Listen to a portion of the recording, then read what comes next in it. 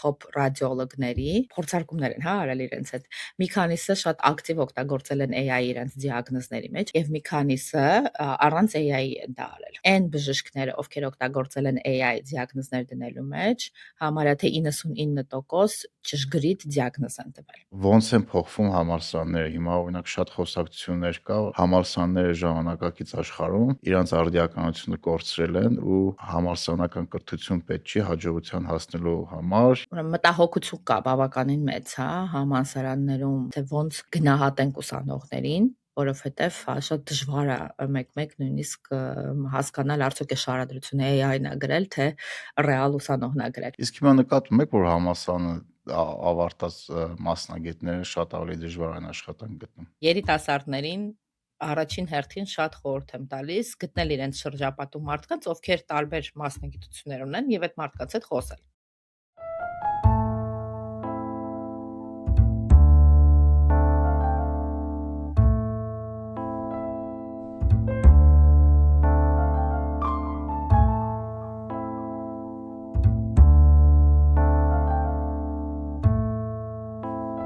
Բարև ձեզ։ Այսօր մեր ոդկասթի հյուրն էր Թավց համալսարանի Ֆլեչերի իրավունքի եւ դիվանագիտության դպրոցի բիզնեսի զարգացման ղեկավար Սաթի Բոյաջյանը։ Այս ոդկասթը ձայնագրել ենք on-line, Սաթին գտնվում էր Բոստոնում, ես Երևանում։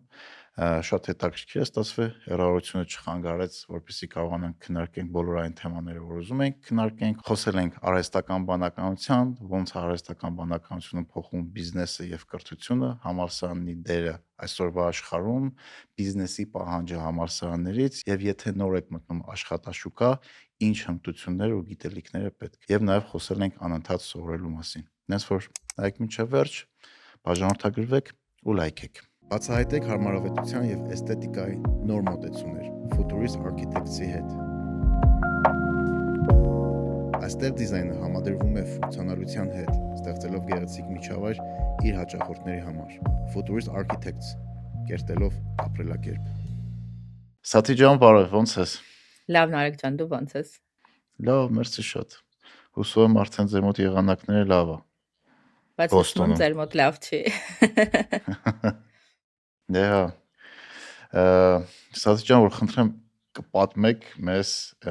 ինչով եք զբաղվում, ինչ եք հիմա անում։ Իհարկե։ Ես հիմա աշխատում եմ Թավց համալսարանի Ֆլեչերի իրավաբանության ու դիվանագիտության դպրոցում իրենց բիզնեսի զարգացման պատասխանատուն եմ։ Այդ ինչ է նշանակում, որ ես Fletcher School-ի համար գտնում եմ ռազմավարական պարտներներ, ընկերությունների, կառավարությունների, տարբեր միջազգային կազմակերպությունների հետ եմ աշխատում, ովքեր ուզում են համագործակցեն Fletcher-ի դպրոցի հետ։ Այսինքն կոպիտ ասած գտնում եք պարտներները, որ կուզեն իրանց աշխատակիցները գան ձեր մոտ սովորեն, վերապատրաստվեն։ Կան վերապատրաստվեն կամ իրենց աշխատակիցներին ուղարկեն մեր մոտ սովորելու կամ մեր ուսանողների համար փորձառնական կրթության հնարավորություններ ստեղծենք, այսինքն պրակտիկումներ, internship-եր եւ այլն այդ ընկերություններում ու կազմակերպություններում։ Հասկացա։ Առաջ թեմա, որ կուզեի քո հետ շատ քննարկենք, այդ ոնց են փոխվում համալսարանները։ Հիմա օրինակ շատ խոսակցություններ կա, մինչև AI-ն էլ այդ խոսակցությունները կար, էլի քննարկել ենք այդ թեման, որ համալսարանները ժամանակակից աշխարհում իրանց արդիականությունը կորցրել են ու շատ անգամ համալսարանական կրթություն պետք չի հաջողության հասնելու համար, իսկ AI գալու հետ մեկտեղ այդ խոսակցությունը էլ ավելի շատ է ակտիվացել, որ ինչի մարդիկ պետքա գնան համալսարան ու 5 տարի կամ 6 տարի ժամանակ ծախսեն մի բանի վրա, որը մինչև իրանց ավարտել է արդեն արդիական չի լինի։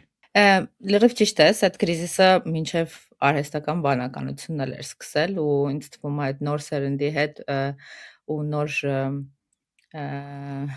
ինֆորմացիայի շատ լինելու հետ կապված մարդիկ մտածում են, որ համալսարանական կրթությունը ակտուալ չի։ Ես կարծում եմ, որ այդտենց չի։ Իրականում համալսարանները եւ ընդհանրապես բարձրագույն կրթությունը իր ուրույն տեղն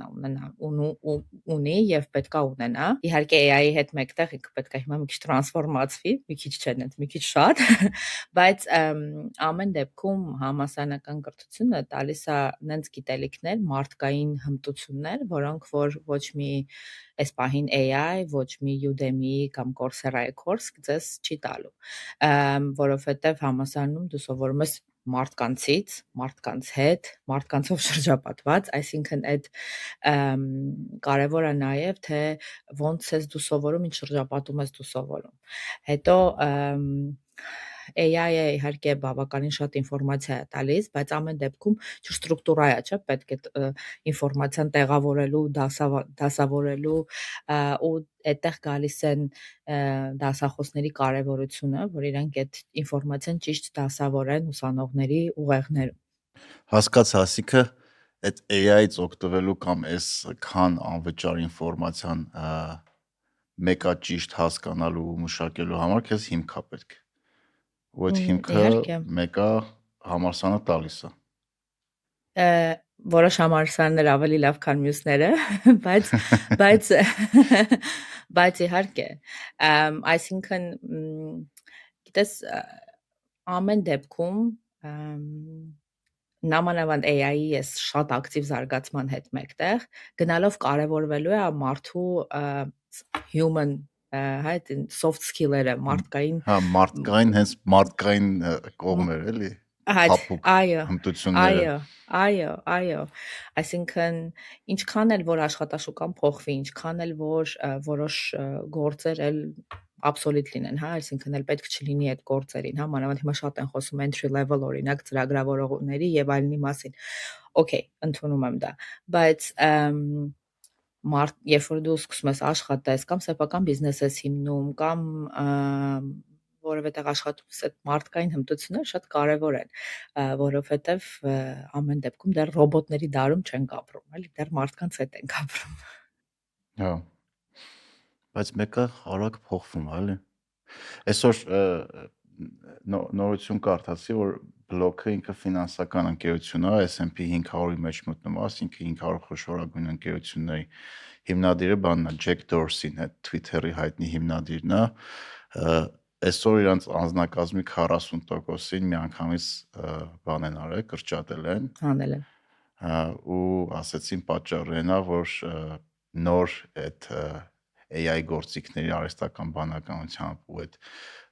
գործիքների օգնությամբ իրանք փոքր թիմերով կարողանում են ավելի մեծ արդյունքի հասնեն ու խնդիրը ինչ որ ընկերությունը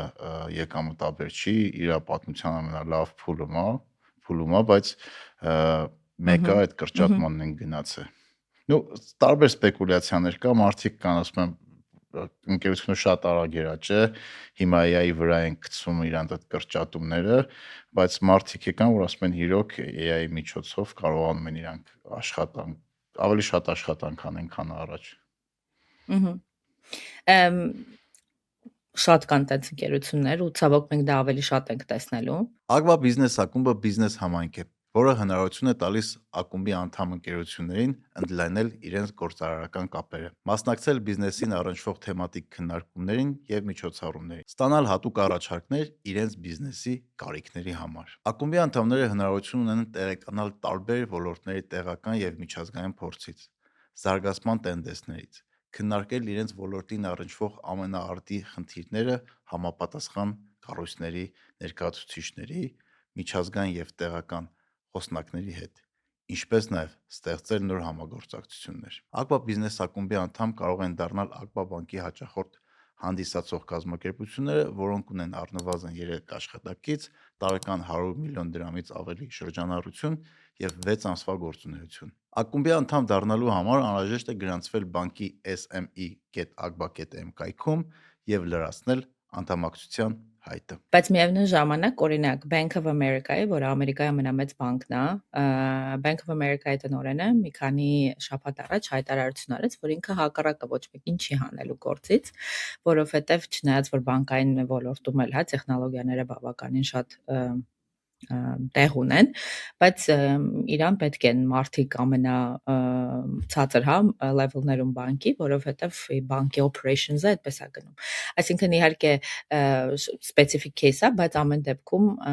կլինեն ոլորտներ, որ ավելի արագ կտեսնեն այդ փոփոխությունները, ոլորտներ կլինեն, որ մի քիչ ավելի դանդաղ կադապտանան։ Ու այստեղ գալիս է հարցը, որ համալսարանները, կրթական հաստատությունները ինչ պետք է սովորացնեն, որպեսզի ուսանողները, նորավարտ ուսանողները կարողանան աշխատանք գտնել նոր իրականության մեջ։ Եվ Ու ինչ պետք է տարբերությունը անեն։ հա ու ինչ պետք է անեն, էլի։ Ու տարբերությունը մնացած բոլոր տեխնոլոգիական, հա, մեր պատմության ընթացքում բոլոր մնացած տեխնոլոգիական փոփոխությունների հետ, որ օրինակ չեմ լույս ունեցանք, հետո ավտոները ավելի արագ սկսեցին, հա, ավտոները ստեղծվեցին եւ այլն։ Այս AI-ի տեխնոլոգիական այդ փոփոխությունը ինքը շատ ավելի արագ է, այսինքն այդ ադապտացման process-ը շատ ավելի կարճ է ու եթե չկարողանանք արագ ադապտանալ, շատ բաներ կկորցնենք։ Մենք մեկը կադապտանանք, բայց այդ արագությունը պետք է գտնենք։ Եվ որոշ համալսարաններ, որոշ կրթական հաստատություններ ավելի արագ են դա անում, որոշները մի քիչ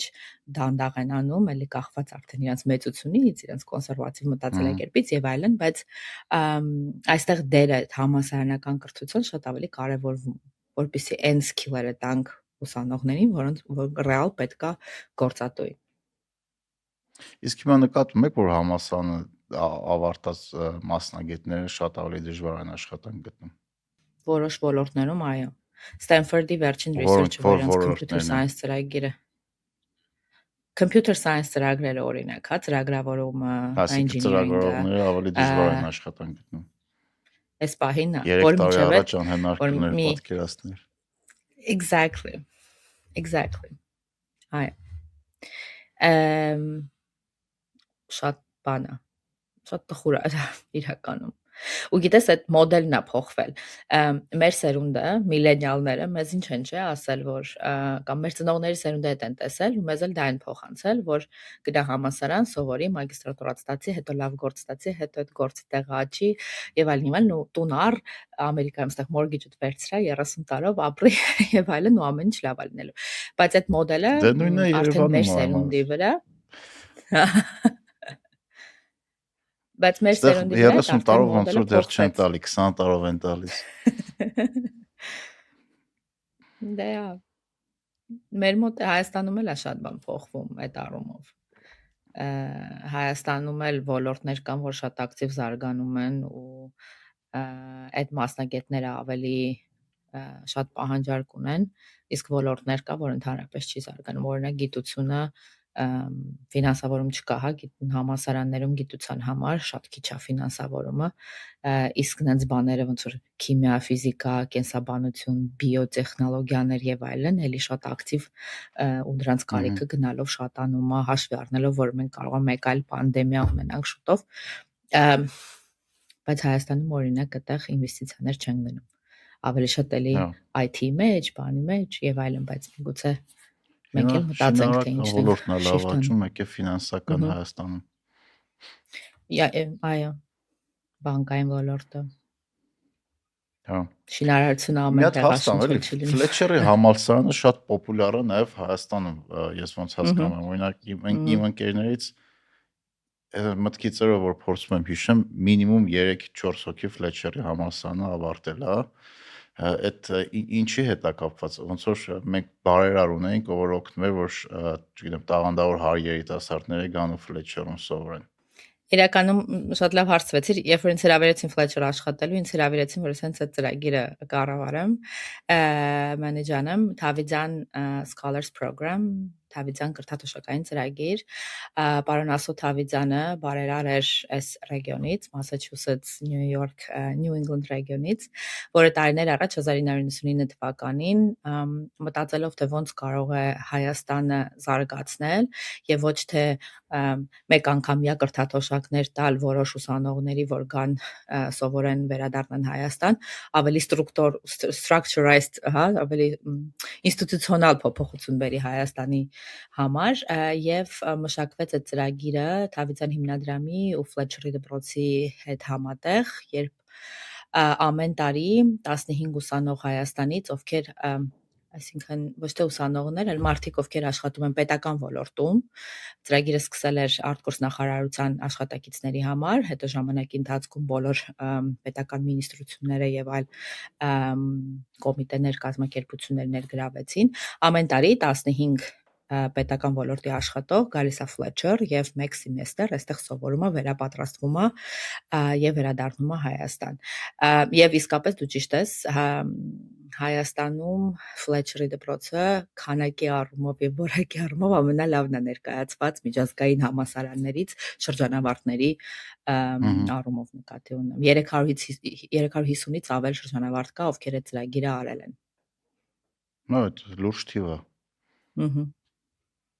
Իսկ այդ ծրագիրը իր օգուտը տվել է քո կարծիքով։ Հիմա շարունակվում է դեռ։ Այո, շարունակվում է, հիմա ինտերվյուներն էին անում, եթե չեմ սխալվում, մյուս խմբի համար, որը սեպտեմբերին 26 թվականի գալու է նորից սովորելու։ Ծրագիրը դեռ շարունակվում է։ Գիտես, ինքը ռեալ անգլերեն բառը impact է տվել երկրի համար իմ կարծիքով։ Տեսել ես ազդեցությունների, հա, ճիշտ մարդիկ կան, ովքեր, հա, ազդեցություն, այո,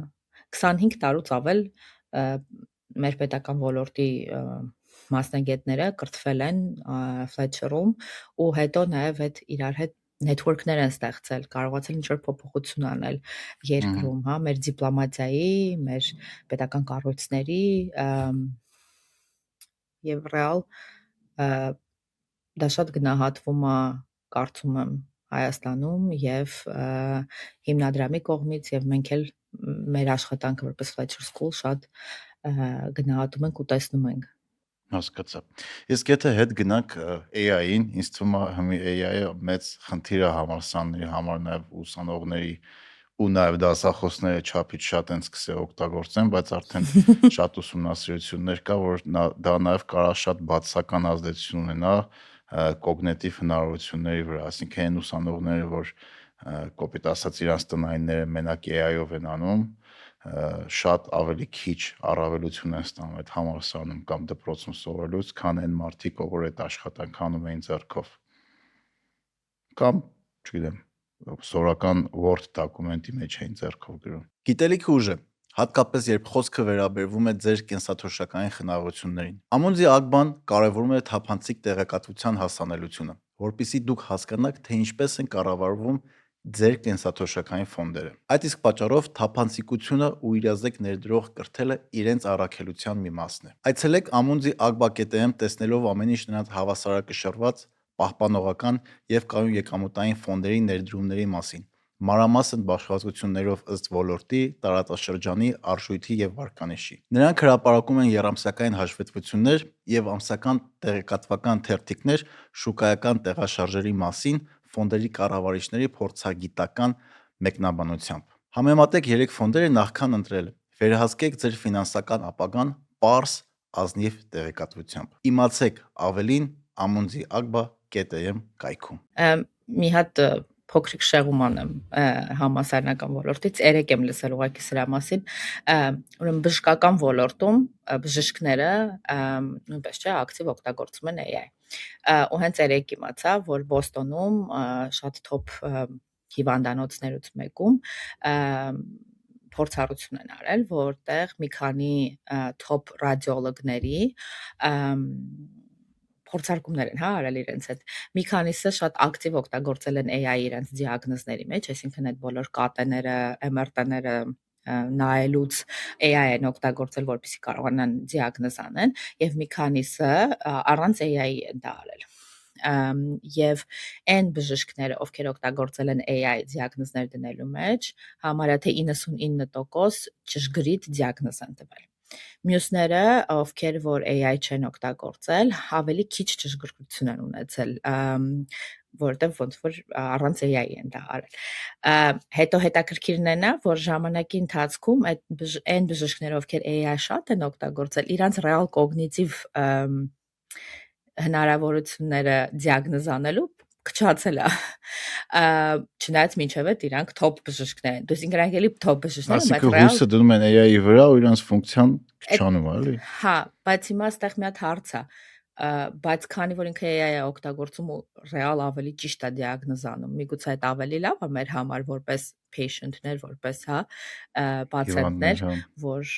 հա հիվանդներ, որպեսզի այդ բանը լինի։ Իսկ վերադառնալով համալսարաններին ու ուսանողներին, ուրեմն մտահոգություն կա բավականին մեծ, հա, համալսարաններում, թե դասախոսական կազմի կողմից, թե ադմինիստրացիայի կողմից, թե ոնց գնահատենք ուսանողներին, որովհետև շատ դժվար է մեկ-մեկ նույնիսկ հասկանալ արդյոք է շարադրությունը AI-ն է գրել, թե ռեալ ուսանողն է գրել։ Դրա համար գնահատման մեթոդներն են սկսում փոխվել։ Գիտեմ դեպքեր, թե մեր մոտ Թավցում, թե այլ համալսարաններում, որ որոշ դասախոսներ արդեն ընտրում են գրավոր քննությունները, որ ժամանակին ոնց որ ստոպ էին արել, էլ չէին անում։ Հիմա նորից վերադարձել են թուղթուգրիչին, որպեսզի ուսանողները այդպես քննություններ հանձնեն։ Բայց իմ համար ավելի մտահոգիչ է այս առումով ոչ թե այդքան համալսարանական ուսանողները, այլ ավելի նոր սերունդը, որը դեռ դպրոցական են, այսինքն են elementary school-երում, միջնակարգ դպրոցներում, որ բազմապատկման աղյուսակներ են սովորում, հա, նոր ֆորմուլաներն են սովորում մաթեմատիկ կամ քիմիայի կամ բանի, իրանք ընդհանրապես լրիվ ուրիշ աշխարհում են ապրում եւ իրանք ավելի digital forward են, իրանք միանգամից հեռախոսներով են ծնվելու, AI-ով ավելի ակտիվ, ամեն ինչ ավելի արագ են անում։ Ու այդ դասատուների համար դպրոցական մակարդակի էլ ավելի դժվար է կարողանալ փոխել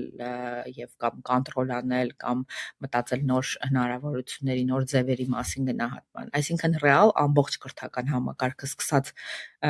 դպրոցականից մինչև համալսարան եւ արդեն մագիստրատուրա եւ այլն մեծ shift պետք է լինի ու արագ այդ shift-ը պետք է լինի, որպեսզի կարողանանք ադապտանալ փոփոխություններին Բայց այդ նույնը չէ, որ մեզ ասում են, չգիտեմ, կալկուլյատոր մի օգտագործեք, սովորեք։ Սա ոնց շատ ավելի մեծ վտանգ է, որովհետև ամենակարևոր ֆունկցիան գրելը մենակ իմ կարծիքով չէ, շատ մասնագետների կարծիքով է, որ մարդկային ոնց որ կրթական process-ի ամենակարևոր հմտություններից մեկը հենց գրավոր խոսքն է։ Ու երբ որ դու գրավոր խոսքդ արդեն ոնց որ outsource ես անում, տալիս ես համակարգչին, դու ինքդ չես սովորում քո մտքերը շարադրես, դա կարա շատ վտանգավոր լինի։ Համաձայն եմ։ Դրա համար ստեղ միգուցե կարևորը արդեն բանավոր խոսքի վրա նույնպես կենտրոնանալ, հա։ Եթե հաճախ քննությունները արվում են գրավոր կամ կոմպյուտերով կամ բան, միգուցե քննությունների մի որոշ տեսակ, այսինքն գնահատման, հա, քննման տարբերակներից մեկը լինի բանավոր քննությունները։ Եվ դրանք ոչ թե լինեն անգիրի տեսքով, այլ ավելի պրակտիկ ձևով արվեն։ Հիմա նաև ճիշտ շարադրես մտքերդ, այո, մտածես, շարադրես միտքդ ու խոսքդ իրար հետ համապատասխան լինի։ Մենք Fletcher-ում մի քանի երկու տարի առաջ մեծ ռազմավարական review-ի միջով անցանք, այսինքն փոփոխությունների ինչ պետքա փոխենք, որ ավելի լավը լինենք, եւ 3 կարևոր ռազմավարական ուղղվածություն ընտրվեց, որոնցից մեկը այդ experiential learning-ն է, որը մենք իրար հետ թարգմանեցինք փորձարարական կրթություն, հա։ Փորձարարական կրթություն։ Փորձի հիման վրա երևի։ Այո։ Եվ եթե մինչ այդ բոլոր մեր տարբեր դասախոսներ իրենց ծրագրերի, իրենց դասավանդման մոդուլների մեջ ունեին ինչ-որ ասպեկտներ, հա, մեկը ընկերության հետ էր համագործակցում, որի համար ուսանողները case էին լուծում, մյուս դասախոսը կարող է internship ունենալ ծրագրի մեջ եւ այլն, հա, այսինքն ամեն դեպքում այդ կոմպոնենտները արդեն կային Fletcher-ում դասընթացների եւ ծրագրերի ընթացքում, բայց հիմա դա ավելի ռազմավարական ուղղվածություն է դառնում, ավելի ստրուկտուրիզացված ունենալ experiential learning-ի հնարավորություններ ուսանողների համար, այսինքն ավելի պրակտիկ դարձնել կրթական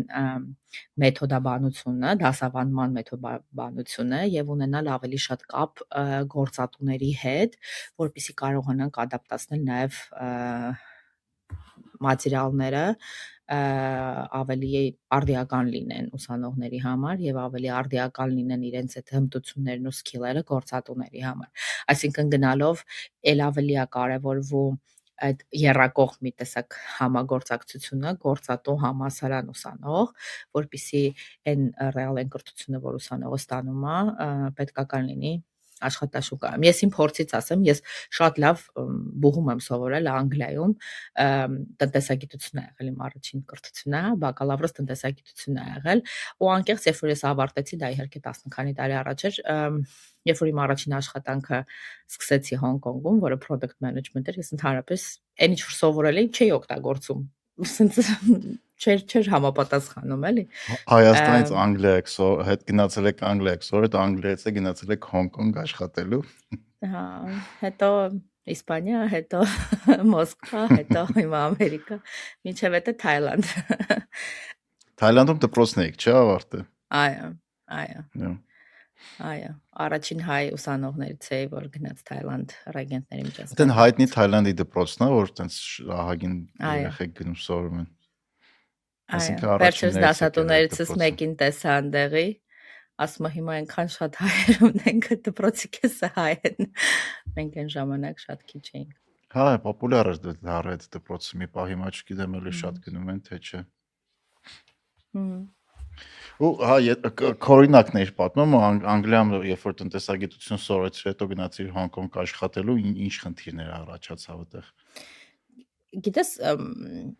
անգլիական կրթությունը շատ ավելի երևի տենց կոնսերվատիվ է այն ժամանակ։ Հիմա հաստատ փոխվել է,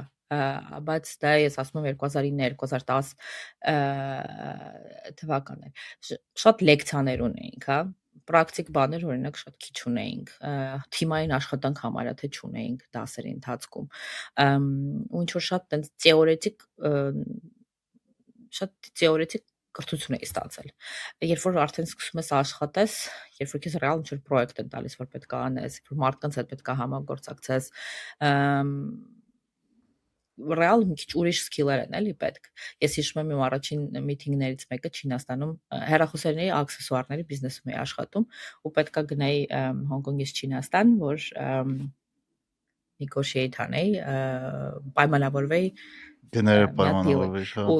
Հա, գները պայմանավորվեի, ու ես երիտասարդ աղջիկ, իմ դիմացը գործարանի տնօրեններ, ովքեր ինձանից տարիքով շատ մեծ են, փորձել այդ չունեի այդ հմտությունը, էլի, չունեի որտեղից սկսեմ, ոնց պայմանավորվեմ, ես իրանց ասում եմ ինձ էս գինն է պետք, ասում են չէ, ու դրանից 10 անգամ ավելի մեծ գին էին ասում, որ ընդհանրապես մեր բյուջեի մեջ չէր տեղավորվելու, ու եմ որ ասում եմ trial and error, մինչև ինքդ չես փորձում, չես ձախողվում, հետո նորից փորձում, որ հաջողես, չես անում դա, ու դրանով է հիմա կարևոր, որ համալսարաններում այս պահին այդ փորձառնական պրակտիկայի հիման վրա դասերը շատ լինեն, որ ուսանողները ավելի անվտանգ տեղ ունենան ձախողելու, կարողանան իրենց սխալների վրա արագ սովորեն ու որ հետագայում կարողանան ավելի արագ հաջողեն։ Այսինքն համալսարանը այդ անվտանգ տեղն է սխալներ անելու ու այդ սխալներից վրա սովորելու։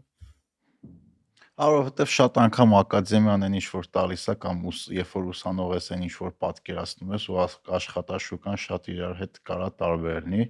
բայց այդտեղ բան է, ոնց որ համալսարանի երևի այդ executive ղեկավարների կրթության կտորն է որ շատ կարևոր, օրինակ ես իմ երկրորդ կրթությունը ստացել եմ, երբ որ արդեն ընկերության տնօրեն էի, ու այդ ժամանակ արդեն գնացի ես ամերիկյանի այդ professional MBA անելու ու լրիվ ուրիշ մակարդակի ոնց ճիշտ ձևակերպեմ, երբ որ 17-18 տարեկանում ես համալսարանում ընդունում, պատկերացումները լրիվ այլ է, գիտելիքի ընկալման արագությունը ճիշտ է կարող ավելի արագ է, բայց մի քիչ լավ չես պատկերացնում, ինչ ես ուզում, ինչ ես անում, բայց երբ որ արդեն հասուն տարիքում, երբ որ չգիտեմ, կարևոր պաշտոն ես ու որոշում ես կայացնում գնաս քո նման մարդկանց հետ կրթվես ու ավելի աճես, այդ դեպքում կրթության որակը լրիվ այլ է։ Շատ ու գիտես գնալով, այսինքն արդեն երևի թե տասնամյակ խոսվում է lifelong learning-ի մասին, որ դու միշտ պետք է սովորես։ Մեր համայնքի անունն է այդ։ Հա, տեսա վերջերս քո Instagram post-երում։ Չես կարող հիմա, նամանավանդ հիմա չկրթվես տարբեր կյանքի ու պրոֆեսիոնալ կյանքի տարբեր, ոչ միայն պրոֆեսիոնալ, բայց պրոֆեսիոնալ կյանքի տարբեր ժամանակներում պետքա սովորես տարբեր բաներ։ Ու պարտադիր չի, որ օրինակ ամեն անգամ մեծ degree անես։ Նաև կան հիմա executive-ների համանավան, դու Fletcher-ում էլ կան, տարբեր համալսարաններում էլ կան executive ծրագրեր։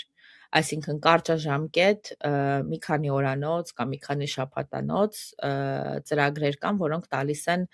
sense ասած knowledge pillar, օրինակ AI-ի մասին ծրագիր ունենք, որը ավելի շատ ոչ թե ինչպես AI-ը օգտագործել կամ AI-ը ոնց է աշխատում, այլ ավելի շատ ինչպես ղեկավարները AI-ը հասկանան ու կարողանան ինտեգրեն իրենց աշխատանքի մեջ, ինչպես հասկանան, թե իրենց աշխատակիցների համար AI-ը ոնց է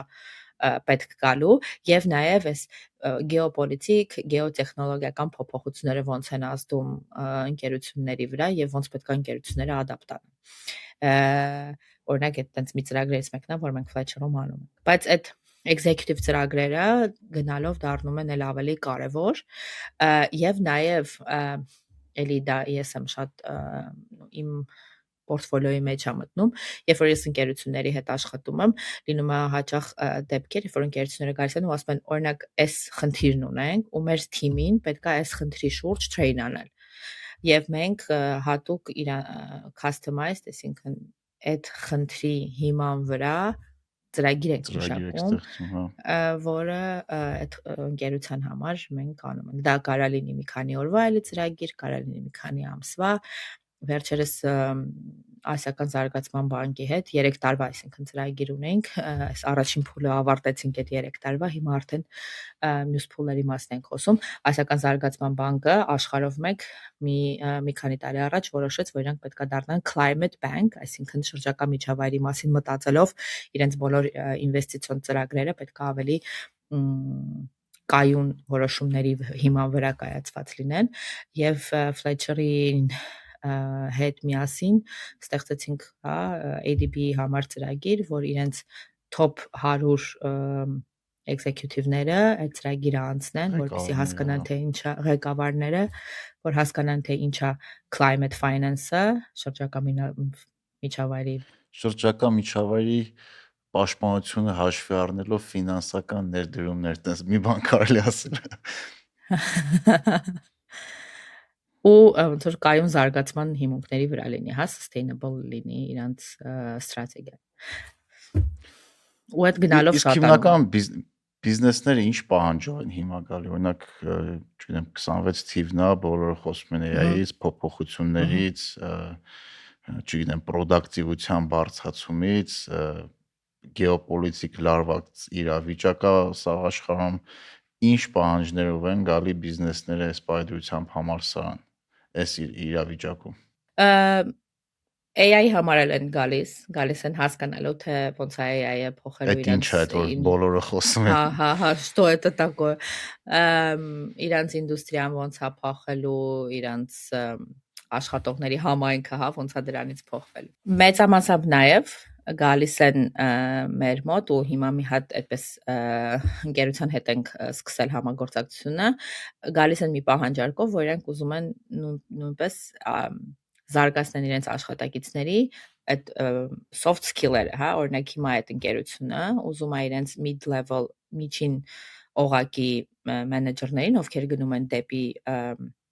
բարձր ավելի պաշտոնների,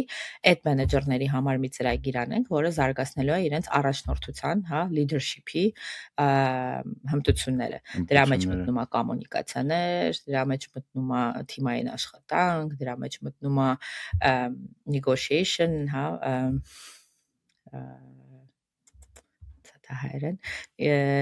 negotiation, mutual gains, հա, ինչպես համագործակցել տարբեր էլի պարտներների եւ թիմերի հետ եւ այլն, այսինքն նորից վերադառնում ենք այդ մարդակենտրոն սկիլերի վրա, այդ հմտությունների վրա, որ գնալով էլի կարևորվում է ու այս ընկերությունը եւ շատ այլ ընկերություններում հետ մենք աշխատում ենք եւ ոչ միայն ընկերություններ, նաեւ կառավարություններ, տարբեր մինիստրություններ տարբեր երկրներից այդ խնդրով են գալիս, որ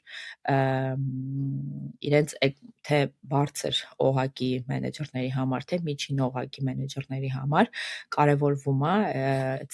հմտությունների զարգացումը, որովհետև ոնց որ սկզբում էի ասում, մարդկային այդ հմտությունները դեռ չեն կորել էլի այս աշխարհից ու դա մեկա պետքա։ Սովորաբար բիզնեսներում հիմնական շատ բիզնեսներում խնդիրները հենց գալիս է այդ կոմունիկացիայի շփման սխալ հմտությունների պատճառով, որ մեկը մի բան ասում ու մյուս աշխատակիցը այդ լրիվ ձևը անկալում կամ չեն կարողանում աշխատանքը ճիշտ բաժանեն ըստ մարդկանց հնարավորությունների ու սովորաբար հենց վատ մենեջմենթի պատճառով են շատ խնդիրներ առաջանում։ Իսկ երբ որ խորանում ես, այդ վատ մենեջմենթն է սովորաբար գալիս է կպնում է վատ կոմունիկացիայի։ Այո։ Լրիվ համաձայն եմ։ Ու դες տրադիցիոն կրթության մեջ այդ չկար, այդ սովորելը, կոմունիկացիա սովորելը, պրեզենտացիաներ անել, չգիտեմ, ոնց թիմիդ հետ խոսես, ոնց թիմիդ մոտիվացնես, կոնֆլիկտները ոնց լուծես։ Մի հատ էլի իմ մասին մի հատ кейս պատմեմ, երբ որ մագիստրատուրա էի անում Իսպանիայում, աշխարհի լավագույն բիզնես սքոլերից մեկում, AI Business School-ում, մեր յուրաքանչյուր առարկան, որ մենք անցնում ենք, խմբերի էինք բաժանված, ու ինչ-որ խմբակային աշխատանքներ ունեինք ամեն առարկայի համար։ Ու իմ խմբում մի հատ աղջիկ կար, 5 հոգի էին, 5-6 հոգի էինք այդ խմբում, մի հատ աղջիկ կար ինդոնեզիայից, որ ոչ մի բան երբեք չէր անում։ Ոչ գալիս էր այդ միտինգներին մեր խմբակային, ոչ մասնակցում էր մեր չաթերին, ոչ մի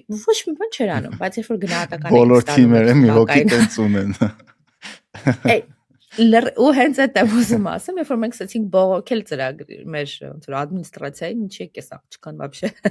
թողել որ ծրագիր անի ու ինքը ոչ մի բան չի անում, իրանք շատ լուրջ մեզ ասացին, բայց դուք հասկանում եք, չէ՞ որ իրական կյանքում էլ ձեր թիմում հաստատ լինելու են մարդիկ, որ ոչ մի բան չեն անում, բայց գնահատականը ստանալու են, որովհետև ձեր թիմի անդամ են։ Դուք պետք է սովորեք թիմում այդ կոնֆլիկտը լուծեք։ Ու այդ իրականում շատ լավ դաս էր, ոնց թվում է այդ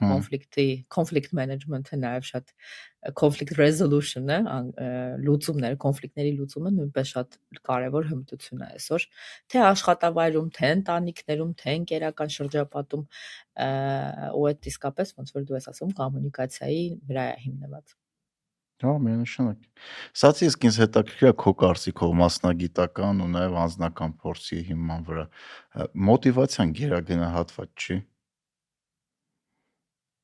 Overrated անգլերեն ասած։ Այ, շատ վատ սերունդի մարդու ես հարցնում, որտեղ ինձ թվում է մենք միլենիալներ, ինձ թվում է դու ես մեր սերունդի մեջ։ Մենք միլենիալներս մեզ այդ մոտիվացիան գիտես ոնց որ պետք է ավելի շատ անես, պետք է ավելի շատ բան հասցնես, ու իմ մոտը տեղից է սկսում մոտիվացիան, բայց շատ սխալ է, անկեղծ շատ սխալ է ու երևի շատ կարևոր է մեկ-մեկ նաև կանգնել ու ուղղակի հասկանալ ինչ ունես ու ռեալ ինչ ես ուզում, ոչ թե վազես մի բանի հետևից, որ բոլորն են վազում,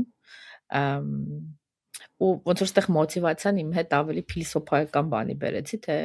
ինչ ես կյանքում ընդհանրապես ուզում ու ինչ ես անում այդ դրան հասնելու համար։ Ու շատ անգամ մեր պատկերացումները իրականությանը չել համապատասխանում։ Լրիվ։ Օրինակ իմ մոտ մի պահ կար, ես միշտ տենց մտածում եմ, որ շատ քիչ եմ աշխատում, ավելի շատ կարամ անեմ, այդ տիպիկ միլենիալի խնդիր։ Տիպիկ։ Հետո սկսեցի գրեմ ժամ առ ժամ գրեմ ինչ եմ անում, ոնց եմ անում, որ հասկանամ իմ պրոդուկտիվությունը։ Որ ժամանակ հասկացա, որ այդ իմ մոտ զուտ թվացյալ այդ քիչ աշխատելը։ Մի քանի օր առաջ մեքենայով տենց գնում ենք մանկապարտեզ, տղայիս հետ տենց քննարկում ենք շաբաթվա օրերը, շաբաթ կիրակին, հանգստյան օրերը, ու հասանք նրան, որ չգիտեմ, ես ասացի բանը, դե մարդիկ կան, որ նաև շաբաթ կիրակի են աշխատում, այդ չի նշանակում, որ թե շաբաթ կիրակի է հանգստյան օրեր են, բոլորը չեն աշխատում։ Մեկը տղես սենց անում, քո նման papa Ոյ այդ ջան։ բանի մոտ տենց գիտակցում եկա, որ իրական ճիշտ է ասում, որովհետև շատ շաբաթ կիրակիներ ես ֆիզիկապես տանը չեմ աշխատանքի վայրում եմ, բայց ինձ թվում է շաբաթ կիրակին հանգստանում եմ ես, բայց իրականությունը լրիվ այլ է։ Ոնց որ հա ճիշտ ես ասում, մեկ-մեկ պետք է կանգնել, նայել, անալիզ անել ու ընդհանրապես հասկանալ ինչի համար ու ուր ես գնում էլի։ Ու ինչ ենք սովորացնելու մեր մյուս սերունդին։ Ես նորաթուխտ մամա եմ ու իմ համար դա էլ հիմա շատ տենց կարևոր հարց է, թե ինչ եմ ես իմ տղային սովորացնելու։ Այս աշխարհում ինչն է իր համար կարևոր լինելու։ Այդ գնալով իմ համար ավելի ասած բան հարց է ուղեղիս մեջ, որ ինչ եմ ես տալու իմ տղային։ Ինչ արժե համակարգ, մենք դեռ չենք հասկացել։ AI-ը կասի, ես հեսա ChatGPT-ին կհարցնեմ։ Հա, բայց այդ մարդիկ սկսում են ներվայնացնել, որ հետները խոսում ես, ասում են, չէ, սխալ ես ասում, ես հեսա ChatGPT-ին կհարցնեմ։ Ասում հարցրա ինչ։ Հա, արդեն տենց մարդիկ կան անհնար է հետները շփվել, որտեվ ամեն բառից հետո ասում են, ես հեսա ChatGPT-ին կհարցնեմ, ես հեսա ChatGPT-ին կհարցնեմ։ Գիտես, այստեղ նաև Ստենֆորդներ էլի հետաքրքիր research-էր արել, որ իրանք շատ վաղ են Ստենֆորդը իր ուսանողների մեջ հարցում էր արել անանուն,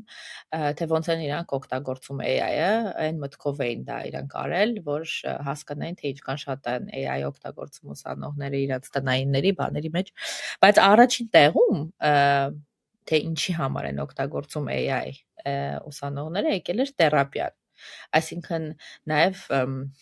երևի Հայաստանում այդքան չի զգացվում, բայց երբ որ Հայաստանում էլ է տենց։ Ամերիկայում Իրական Հայաստանում էլ է տենց։ Արդեն։ Բայց այդ մենակության սինդրոմը ուսանողներին նաև ստիպում է ChatGPT կամ այլ AI չաթերի հետ ընկերանալ ու որպես հոգեբան օգտագործել։ Ու այդ ավելի վախենալու է, քան տնայինները AI-ով անելը իմ համար օրինակ։ Հա, հա։ Իրական, բայց այդ վտանգավոր է, որովհետև այդ ընդհանրապես ալգորիթմը, որ շատ անգամ քո հարցերին նենց է պատասխանում, որ դու քեզ լավ զգաս, բայց դա կարա ընդհանրապես իրականություն չլինի ու չմոռանանք, հիմա ճիշտ է դրա մասին շատ քիչ են խոսում, բայց իրական դա փաստ է տենց, հա, որ AI-ը շատ անգամ կարա սխալ ինֆորմացիա տա։ Այդ իրանք տերմին են օգտագործում, չէ՞, հալյուցինացիա կարա ունենա AI-ը ու քեզ շատ սխալ ինֆորմացիաներ տա ու կախված իր, չգիտեմ, ծրագրավորման ձևից, որ վերսիան է, ինչ շատ տարբեր փոփոխականներից կախված կարա շատ վատ խորհուրդներ տա։ Դրա համար այնքան կարևոր է ունենալ critical thinking ու այդ նույն AI-ի պատասխանները, երբ որ ստանում ես, քրիտիկայով վերաբերվես այդ պատասխանին, միանգամից չընդունես դա որպես 100% ճիշտ։ Դա ֆունկցիաներ կա, որ շատ լավ AI-ով կարելի է ավտոմատացնել, բայց մինչև AI-ն էլ էր այդ կարողանում անես, հիմա մի քիչ ավելի արագացել է, էժանացել, բայց ես օրինակ ոնց եմ օգտագործում AI, ես ինչ որ մի հատ ոլորտ, որի մասին պետքա նոր սովորեմ, օրինակ հիմա չգիտեմ, խորացված ուսումնասիրում եմ բանը, դերիվատիվների շուկան, ածանցյալների շուկան ու հատուկ փորձում եմ օրինակ դասագիրք եմ համալսարանային կարդում ու այդ հարցեր կա, որ նաև տալիս եմ բանին AI տարբեր մոդելներին ու գրքի գրածը ու AI պատասխանածը շատ անգամ կարա սխալ լինի, որովհետև այդ AI մոդելների, որի վրա իրանք սովորել են, կարող են Twitter-ի ու Reddit-ի պատասխանները կարդացել option trading-ի մասին, բայց իրական գրքում խորացված գիտելիքը կարա դրանից շատ տարբեր լինի։ Ու նոր գիտելիք սովորել ChatGPT-ի միջոցով վտանգավոր է։ ChatGPT չասեմ, ընդհանրապես AI, բայց այն ինչ որ դու գիտես, AI-ի միջոցով արագացնել, այդ շատ էֆեկտիվ է։ Լրիվ։ մի հատ LinkedIn-յան post կար մի քանի ամիս առաջ էր, եթե չեմ սխալվում, որ գրել էր, որ հեսա նորից պանդեմիա, ինչ որ մեկն էր գրել, չեմ հիշում հիմա բաները, ցիտալները, հեսա մեծ նորից պանդեմիա է լինելու, վաղը չեմ հուսոր ամեն ինչ փակվելու է, ու այդ LinkedIn-ի post-ը ինչ որ տենց ստատիստիկա էր, տակը կոնկրետ ինչ որ տոկոսներ եւ այլն, այնպես շատ ռեալ ինֆորմացիա էր, ու միլիոնից ավել լայքեր ու բաներ էր այդ LinkedIn-ի post-ը հավաքել, ու այդ LinkedIn-ի post-ից հետո stock market-ները Ամերիկայում բանի մեջ էին անկման մեջ էին, որովհետև այդ վախը նորից երկրորդ COVID-ի շատ բաներ էլի ազդել էր stock market-ի վրա։ Դրա համար լրիվ քո հետ համաձայն եմ։ Բանը task-եր կա, օրինակ, չգիտեմ, grocery list ինչ պետք է առնել, այսօր կարաս տենց բաները ավելի արագ ու ավտոմատացված անես AI-ի միջոցով, բայց բաներ կան, որ ամեն դեպքում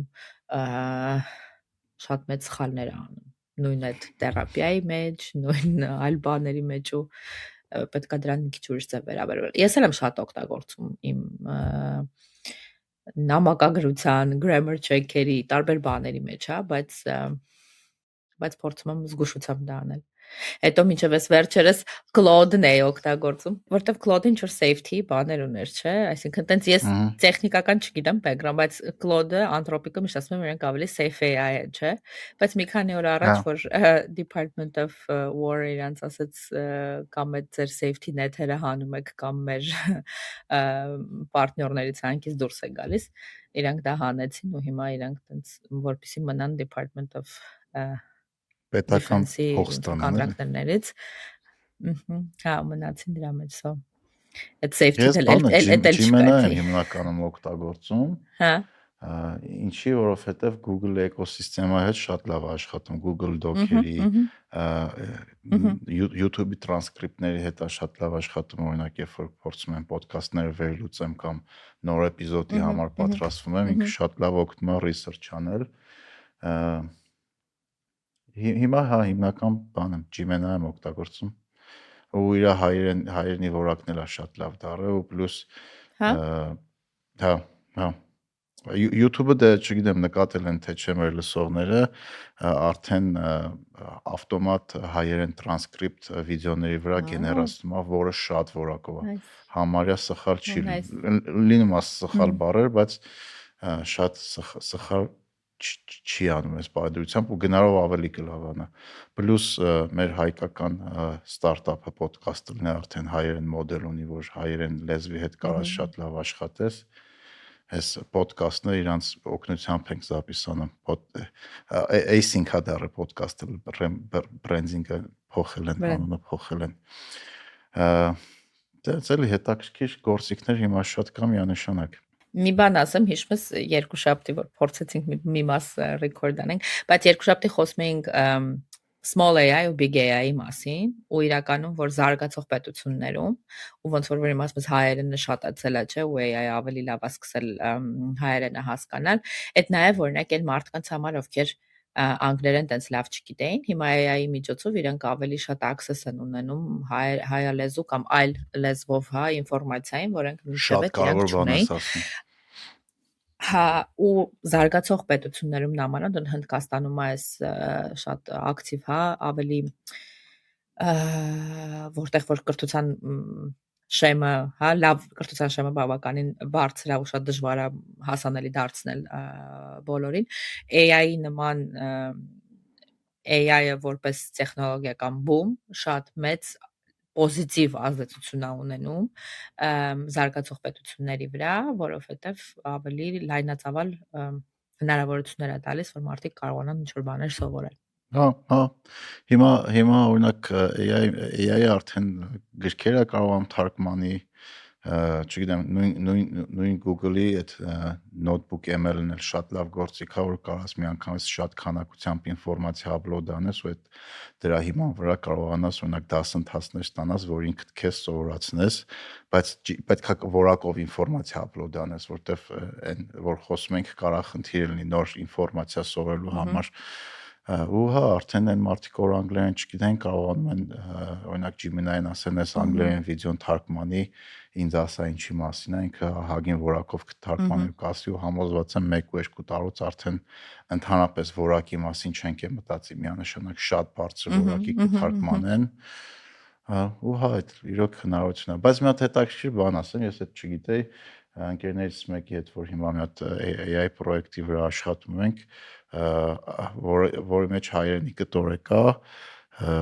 հայերենով օրինակ անգլերենում այդ AI ոնց որ հաշվման միավորը ոնց որ լույսի դեպքում վոլտն է AI-ում այդ տոկիններն է token կոչեցյալ որ քանի տոկին օգտագործեցիր ես դրա քո համար գին է հաշվում անգլերենով մի բառը մի տոկին է հայերենում մի տոկինը մի տառը ու հայերենով հա տեքստ գեներացնել կամ հայերենով AI օգտագործելը շատ ավելի թանկ է քան անգլերենով օրինակ որը նշանակում է եթե AI այդքան շատ ադապտացվելու է ու ամեն ինչ գնալու է ավտոմատացման ու AI ելնելու ամենտեղ մեր համար հայերենով AI օգտագործելը ավելի թանկ է լինելու քան օրինակ նույն անգլերենով Fletcher-ում հիմա շատ են խոսում թե AI-ը ինչ ազդեցություն է ունենում շրջակա միջավայրի վրա, որովհետև ինչքան շատ էներգիա են օգտագործում, հա, AI-ը օգտագործելու համար։ Ու այդ ռեալ նաև մեծ աշխարհի համար գլոբալ հարց է։ Այս World Economic Forum-ին վերջերս, այսինքն ամբողջ World Economic Forum-ը խոսում էր AI-ի մասին։ Բոլոր պանելները կարող այդ պանելը լիներ տնտեսության մասին, բայց անպայման AI-ի մեջներ, պանելը կարող լիներ շրջակա միջավայրի մասին, բայց անպայման AI-ի մեջներ։ Բոլորը խոսում են AI-ի մասին, որովհետև դա ռեալ բոլոր ոլորտների վրա է ազդում ու այդ էներգիի օգտագործումը AI-ի համար դառնում է այլ ավելի ասենց կրիտիկական, որովհետև չկա այդքան էներգիա, որ կարողանանք անթիվան համար թոքեններ անել, հա, AI օգտագործելու համար։ Դե դրա համար հիմա Ամերիկայում ու աշխարհում են ընկերություններ, որ զբաղվում են նոր էներգահամակարգեր ստեղծելով, չգիտեմ, գազային տուրբիններ արտադրելով, բոլորի ակցիաները, որ վերջի 2 տարվա մեջ նայեք, կրկնապատկվել, հիառապատկվել են, որովհետև աննորմալ ծավալի պատվերներ ա գալիս, նո Microsoft-ներ, թե Facebook-ներ, չեմ հիշում, արդեն Facebook-ներ, թե Microsoft-ներ, որ արդեն սեփական ատոմական են ուզում ունենան, որ իրանց data center-ները ապահովի լույսով։ Մեր մոտ է Հայաստան է, որ նոր այդ data center-ը կառուցվելու է, եթե 4 միլիարդանոց անեն, այս վերջերս ոլորտի մասնագետներից մեկը ինձ ասեց, կարա մինչև Հայաստանի ընդհանուր էներգիա ռեսուրսների 10%-ը գնա այդ մի հատ data center-ը սպասարկելու համար։ 4 միլիարդանոցի մասին է խոսքը, կես միլիարդը շատ ավելի փոքր է, դե 2-3%-ի մասին էր խոսում, բայց անգամ 2-3%-ը մի հատ data center-ի վրա գնալու է, էլի մեծ թիվ է, էլի։ Այո։ Բայց մենք բանը լույսի խնդիր ոնց որ թե չունենք Հայաստանում։ Ջրի խնդիր ունենք, պաստորեն։ Ունենք, բայց դες մի օրվա մեջ բացավ։ Հա, Հայաստան ոնց բան արևայինն էլ արագ զարգանում։ Այո։ Պլյուս ատոմականն է ոնց հասկանում եմ 10 տարով կերկարացնեն ու նոր ատոմական կառուցելու ոնց որ ընթացքի մեջ է։ Հա, տեսնենք։ Իսկ մեծ AI-ը, որ ասեցի փոքր AI կա ու մեծ AI, այդ մեծ AI ինչի մասին է։ Մեծ AI-ը հենց այդ այն բաների մասն է, որ նոր խոսում ենք, հա, ինքը ավելի մեծ գլոբալ փոփոխությունների մասին է, ու այստեղ նաև մեծ տարբերություն կա։ World Economic Forum-ի ժամանակ լսում էի Rishi Sunak-ի ու Microsoft-ի տնօրեն Satya Nadella-ի, հա, Satya Nadella-ի Դժվարանում եմ։ Anyway, իրանց հարցազրույցն էի լսում ու Rishi Sunak-ը, որը Անգլիայի նախկին վարչապետն է, հետաքրքիր բան էր ասում, որ նորից զարգացող պետություններում, այսինքն այդ Global South-ում, այսպես ասած, որտեղ որ AI-ը շատ ավելի պոզիտիվ փոփոխություններ է բերում, ավելի շատ trust կա AI-ի նկատմամբ, այսինքն ավելի շատ դավերը կա, որը լեզվերով վստահություն։ ասացի բացի հայերեն, ավելի շատ վստահություն կա AI-ի նկատմամբ։ Արդեն ավելի զարգացած պետություններում, տնտեսություններում ավելի շատ վախ կա AI-ի նկատմամբ, որովհետև այդ ավելի շատ big AI-ի մասին է խոսքը գնում, որովհետև ավելի մեծ disruption է անում աշխատաշուկաները, ոլորտները, ինդուստրիաները եւ այլն։ Հիմա օրինակ մեր մոտ Fletcher-ում մեծ հետազոտություն է արվում, թե Ամերիկայում, որ նահանգներում ավելի շատ AI-ը կունենա ազդեցություն եւ որ ռեալ մասնագիտությունները կկորեն AI-ի պատճառով, ու զարմանալին գիտես, որ առաջին տեղում Կալիֆոռնիան է ու Silicon Valley-ն, որ AI-ը տվել է աշխարհին, բայց այնտեղ ամենամեծ փոփոխություններն են լինելու աշխատաշուկայում, որովհետև քչանալու է ծրագրավորողների կարիքը շուկայում եւ այլն։ Այսինքն այդ big AI-ը ավելի մեծ լուծումների, մեծ խնդիրների, ավելի գլոբալ բաների համար է, ու դա ավելի շատ վախ առաջացնում ու ավելի շատ խնդիրներ կան ու regulation-ի կարիք կա, այսինքն օրենքների եւ օրենսդրության փոփոխության կարիք կա, որպեսզի կարողանաս այդ big AI-ը control անես ու կարողանաս ճիշտ օգտագործես, իսկ small AI-ը, որ ավելի ամենօրյա բաների համար է, կամ օրինակ Աֆրիկայում կանայք, ովքեր չունեն հնարավորություն բժշկի իրենց հղիության ընթացքում բժշկի հաճախելու, որովհետև միգուցե գյուղում են ապրում եւ մոտակա հիվանդանոցը բավականին հեռու է,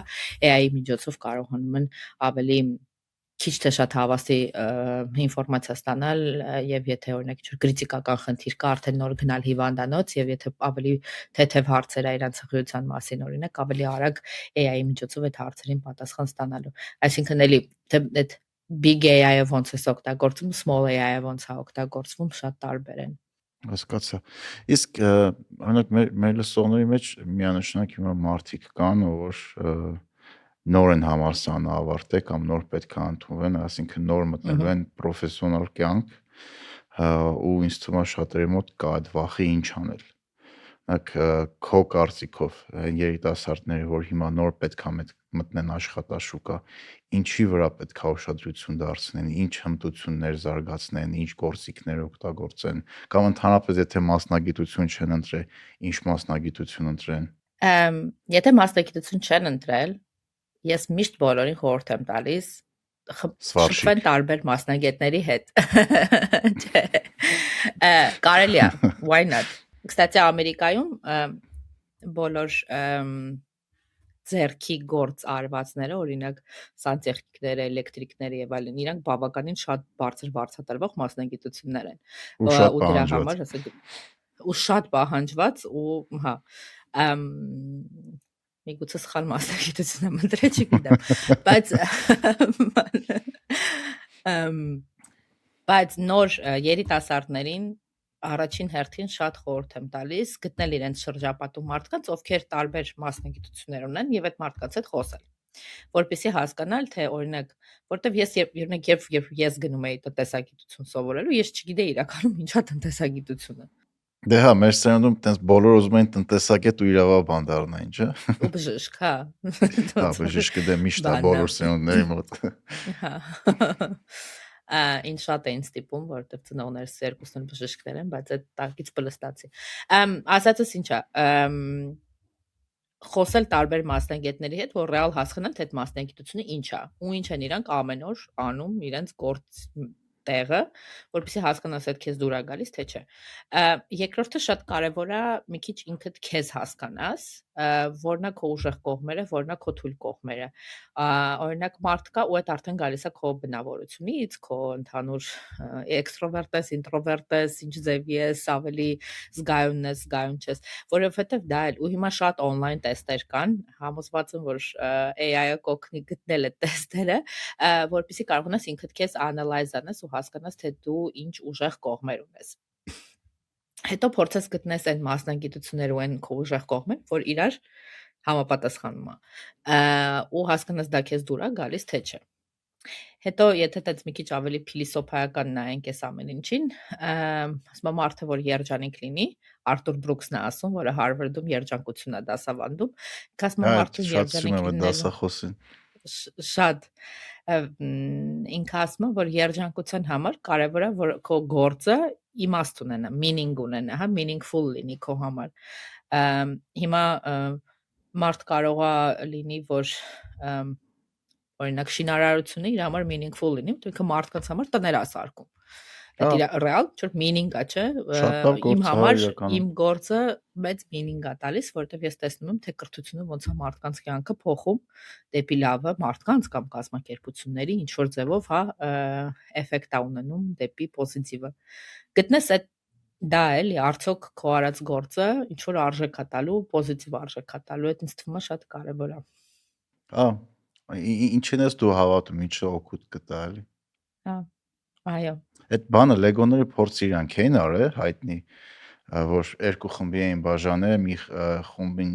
ու ամեն լեգո հավաքելու համար ինչ որ քանակի փող էին տալի, օրինակ $10, ու մի խմբի դեպքում այդ լեգոները դնում էին ոնց որ սիրուն տենց պոլկեքի վրա, իրանց հավաքած, մյուս խմբի դեպքում իրանց հավաքած լեգոն քանդում էին ու այդ փողը տալիս էին, ու այն խումբը ում լեգոն չէին քանդում դնում էին ինչ որ սիրուն երևացող տեղ, այդ խումբը ավելի շատ էր լեգո հավաքում, քան այն խումբում ում դիմաց այդ խաղալիքը քանդում էին, բայց մեկը փողը տալիս էին։ Չեմ լսել դրա մասին, բայց շատ ճիշտ է։ Իրական ես այդ տղուս վրա փորձել եմ աշխատում։ Աշխատում։ Ես կփորձեմ, հեսա մի քիչ մեծանա։ Գիտես, հետո այդ reskilling-ի ու upskilling-ի նաև բանը կա, հա, որ ու այդ lifelong learning-ը վերադառնալով այդ թեմային, ինչ էլ հիմա սովորես, ինչ մասնագիտություններ ունենաս, միգուցե 10 տարի հետո պետքություն ունես փոխելու, ադապտանալու եւ այլն, հա։ Ես այդ միշտ գիտես ինչ եմ ասում, իմ ծնողները, ես որ փոքր էի, իմ ծնողները երազում են, որ ես ոդկաստեր դառնամ։ Այդ մասնագիտությունը գոյություն չունի։ SMM մասնագետ, չգիտեմ, SEO մասնագետ։ Հիմա prompt engineer, չգիտեմ, ինչ որ անընդհատ նոր մասնագիտություններ են դուրս գալի, որի գոյության մասին դու կարող ես չիմանաս, բայց մի քանի տարի հետո կյանքը նես դասավորի, որ դու դառնաս դրա մասնագետ։ Այո։ Դու գիտես ինչ եմ տեսնում հիմա որպես Սփյուռքում ապրող մարդ, մարդիկ կան օրինակ որ Հայաստանում լրիվ ուրիշ մասնագիտություն են ունեցել, բայց հետո ինչ որ բախտի բերմամբ green card եմ շահել կամ ինչ որ մի ձևով եկել հայտնվել են Ամերիկայում, ու այդ մասնագիտությունը չեն կարա շարունակեն։ Իրանց համար շատ կամ այդ հարցը էլի ինչ են կանելու։ Ու այսինքն իմիգրացիան էլ մի հատ shift-ա, փոփոխություն է մարդու կյանքում, որ ստիպում է մտածելու, թե ոնց եմ շարունակելու իմ կյանքը։ Բժիշկները օրինակ, հա, իմ ծնողները երկուսն էլ բժիշկներ են, եթե իրենք երբևէ տեղափոխվեն Ամերիկա, իրենք չեն կարող շարունակել, այսինքն իրենք պետք է նորից սովորեն, լիցենզիա ստանան, որպեսզի կարողանան իրենց practice անել Ամերիկայում, բայց իրանք բավականին տարիքով մեծ են ու հավես չունեն ստվում նորից սովորելու ու բավականին երկար է, էլի բժշկական լիցենզիա ստանալու։ Այսինքն այդ էլ տենց մեծ դու չգիտես 5 տարի հետո որտեղ կլինես։ Ես երբեք իմ միջազգային կյանքը չեմ պատկերացրել, որ 6 երկրով 7 երկիր կբերի տարբեր երկիր ապրելու։ Բայց մարդը ադապտանում է ու պետքա բաց լինես փոփոխությունների ու այդ քո հմտությունների վրա աշխատես, որ քեզ հնարավորություն տա adaptable լինել ու հեշտ ամեն սիտուացիայում ինքնակազմակերպվել։ Հա։ Իսկ Ամերիկայում ապրելու մեջ ամենաշատ ինչն ես հավանում, ինչն է քեզ տենց դուր գալիս։ Որ հարցնես ինչը չեմ հավանում, ավելի շատ կասեմ։ Ինչն եմ հավանում, գիտես, ես ապրում եմ Բոստոնում, որը ավելի երևի թե Ամերիկայի ամենաեվրոպական մասն է, ու այդ հա ինձ շատ հոգեհարազատ է, թե իմ Անգլիայի կյանքից, թե իմ Իսպանիայի կյանքից, շատ ու Բոստոնում դուրս գալիս է ինտելեկտի բարձր լինելը։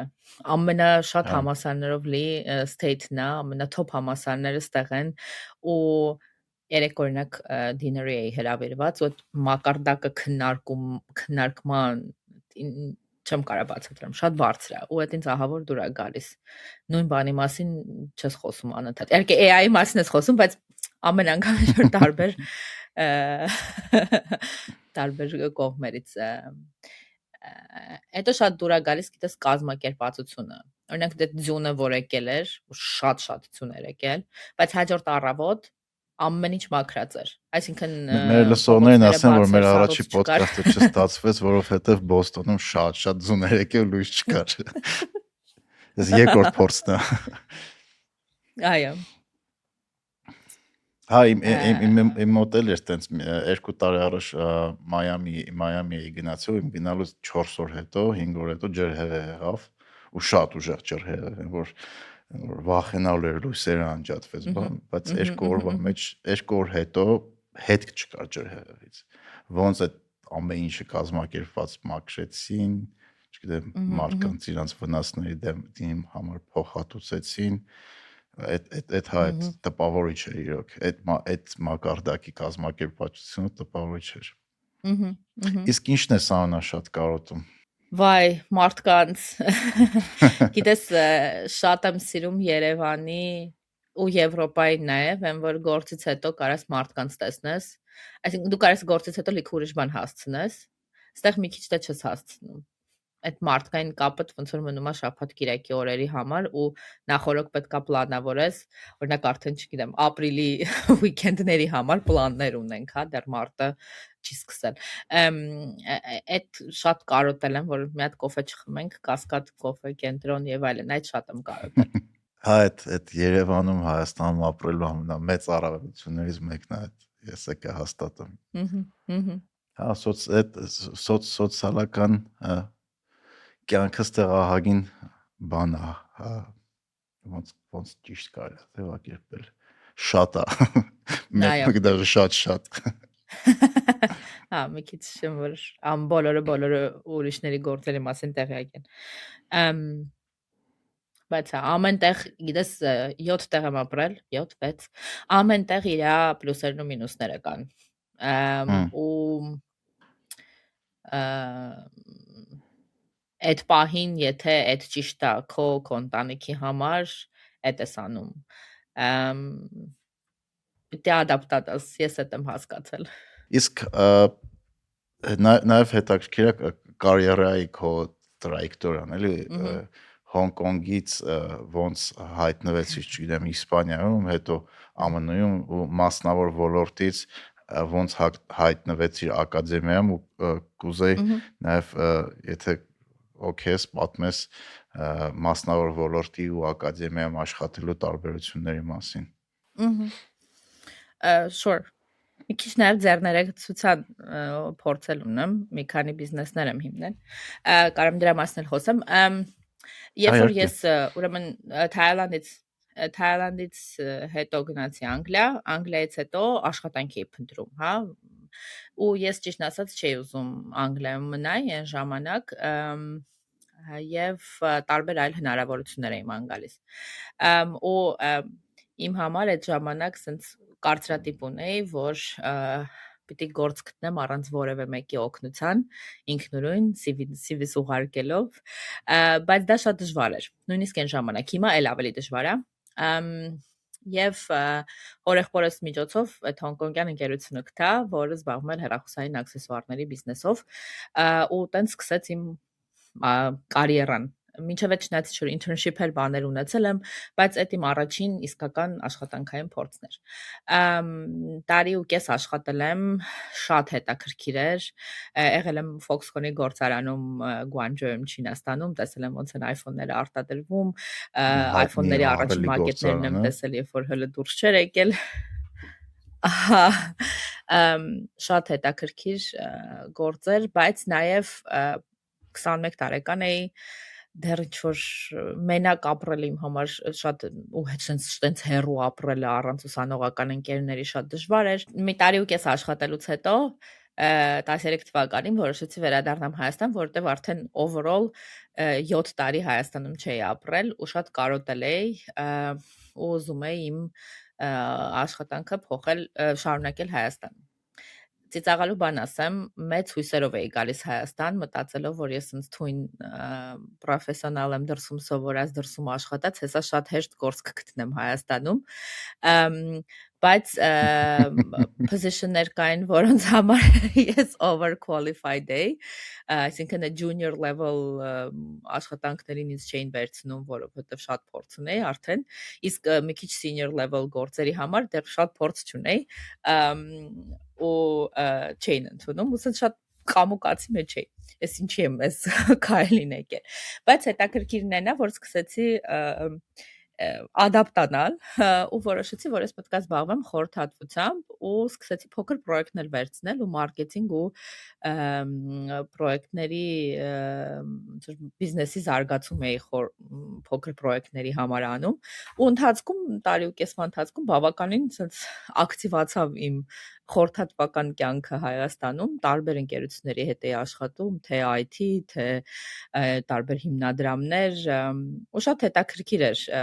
բայց ես հասկանում եմ, որ կարիք ունեմ ավելի մասնագիտական կրթության, որտեվ արդեն ոնց որ այդ տարիների ընթացքում թե Հոնկոնգում, թե Հայաստանում մարքեթինգի մեջ ու բիզնեսի զարգացման մեջ էի խորանում, բայց ակադեմիկ մասը պակաս էր, չունեի այդ knowledge-ը։ Դրա համար գնացի Իսպանիա մագիստրատուրայի AI Business School ու դա շատ մտածված որոշում էր, որովհետև փնտրում էի մի համալսարան, որտեղ ռեալ պրակտիկ գիտելիքներ կստանամ, այլ ոչ թե նորից Անգլիայի պես բավականին թեորետիկ ու ընտրությունս կանգնեց AI-ի վրա ու առ այսօր շատ շնորհակալ եմ, որ այդ ընտրությունը ինքս արել եմ, որովհետև AI-ն իմ համար շատ դռներ բացեց։ AI-ի մեջ ձեռներեցության ջիղը բերեց եւ նաեւ ինձ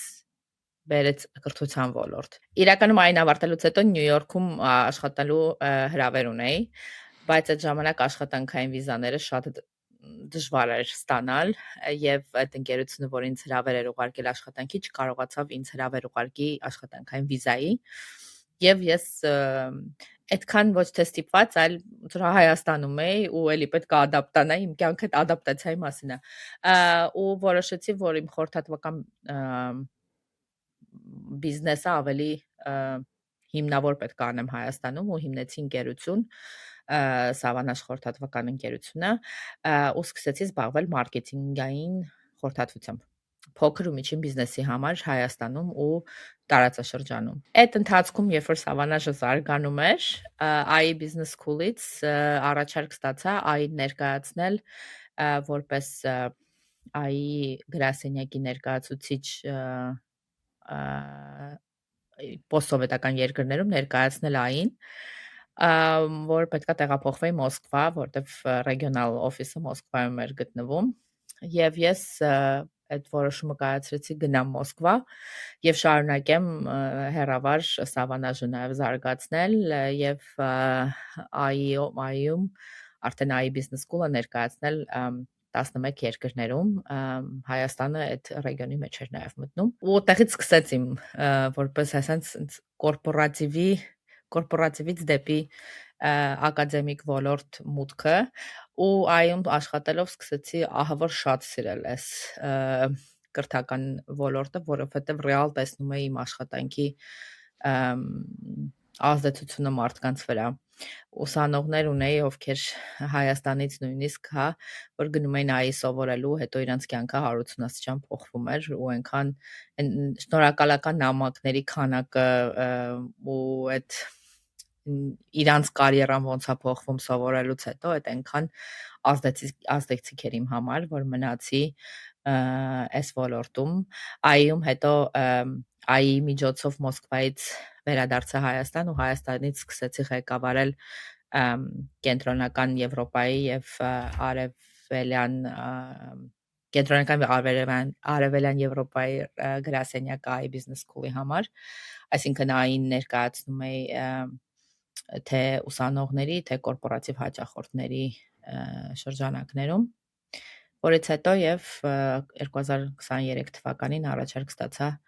գալ այստեղ Fletcher Թավիթյան կրթաթոշակային ծրագիրը ղեկավարելու ու հետո արդեն մի տարի հետո պաշտոնս փոխվեց եւ հիմա Fletcher-ի բիզնեսի զարգացման պատասխանատուն եմ։ Մի շատ երկար ստացվեց այս պատմությունը, բայց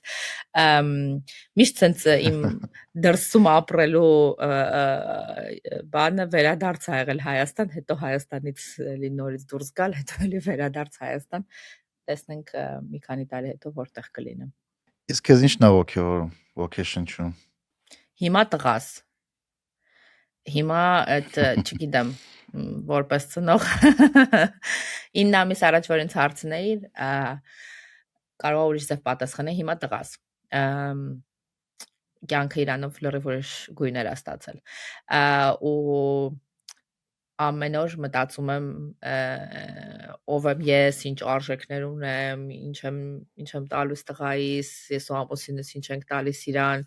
ինչ հնարավորություններ ենք ունենալու, ու դա է ինձ մոտիվացնում հիմա, ու կյանքը դրանով հետաքրքրական է դառնում, բայց միևնույն ժամանակ շատ կարևորում եմ չմոռանալ ինքս ինձ, այդ թվում է բոլոր մամաների համար, չգիտեմ, պապաների համար տեցա թե չէ, բայց մամաների համար շատ կարևոր է։ Պապաներ կան, որ հա, պապաները այտենց կարան իրանց համար ճիշտ լինի։